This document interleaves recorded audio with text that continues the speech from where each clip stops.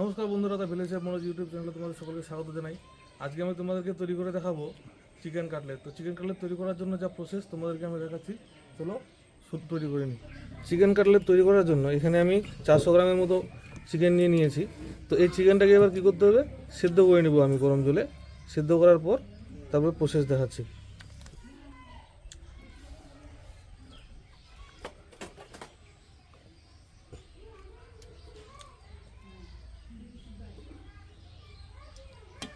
Chicken cutlet বানানোর জন্য এখানে আমি গোটা সাইজের 4টা আলু নিয়ে নিয়েছি, বড়ো সাইজের।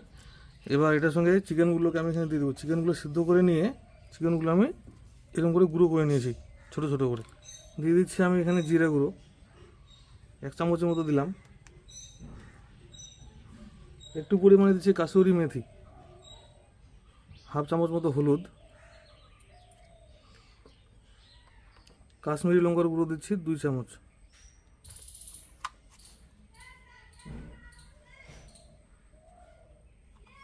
আদা বাটা, কাঁচা লঙ্কা বাটা এবং রসুন বাটা 1 চামচের মতো করে আছে।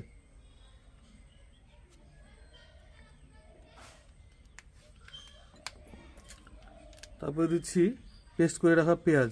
এখানে 3টে পেঁয়াজ আমি পেস্ট করে নিয়েছি। এবার এটাকে খুব ভালোভাবে মিক্স করতে হবে। পরিমাণ মতো দিয়ে দিচ্ছি লবণ। এবার আমরা চিকেন কাটলেটগুলো তৈরি করে নেব। চিকেনগুলো এবং আলুটা মিক্স করার পর এইভাবে ছোটো ছোটো করে আমি ছোটো ছোটো করে নিয়েছি, খুব ছোটো ছোটো করে। এইভাবে আপনারা হালকা করে একটা ডোর মতো করে নেবেন। তখন এটাকে সুজির মধ্যে দিয়ে করলে সবথেকে ভালো হয়। সুজির মধ্যে দিয়ে এইভাবে এটাকে চারিদিক দিয়ে সুন্দরভাবে মিক্স করে নিতে হবে।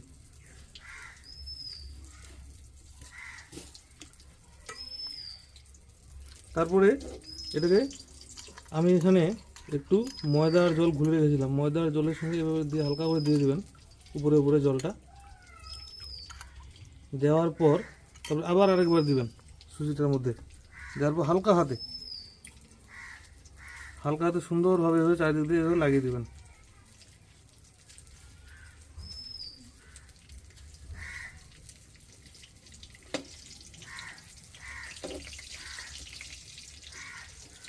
বেশি চাপাচাপি করবেন না, হলে ভেঙে যাবে। হালকা হাতে লাগাবেন।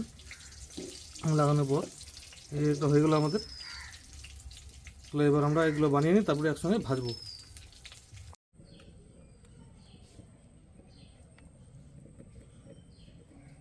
তো বন্ধুরা, আমরা চিকেন কাটলেটগুলো রেডি করে নিয়েছি, শুধু এবার ভাজার পালা। চলো তাহলে ভাজি, দেখাচ্ছি আপনাদের কীভাবে ভাজছি।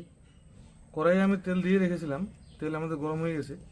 এবার এটা কিন্তু লো ফ্লেমে ভাজতে হবে, হালকা ফ্লেমে ভাজবেন। বেশি ফ্লেমে ভাজলে কিন্তু জ্বলে যাবে, তখন ভালোভাবে আর ভাজা হবে না।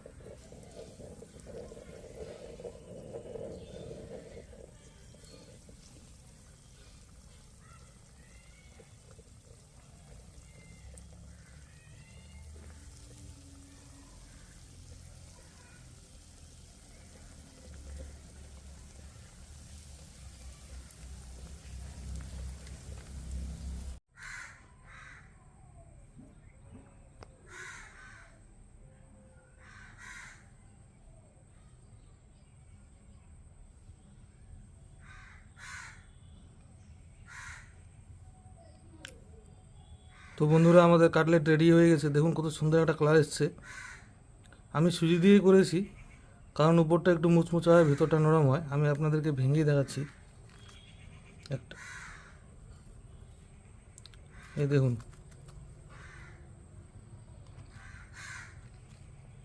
খুব সুন্দর কালার এসছে।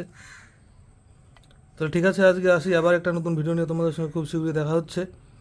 যদি আমার ভিডিওগুলো তোমাদের ভালো লেগে থাকে বন্ধুরা, তো অবশ্যই আমার চ্যানেলটিকে সাবস্ক্রাইব এবং লাইক করে আমার পাশে থাকবে।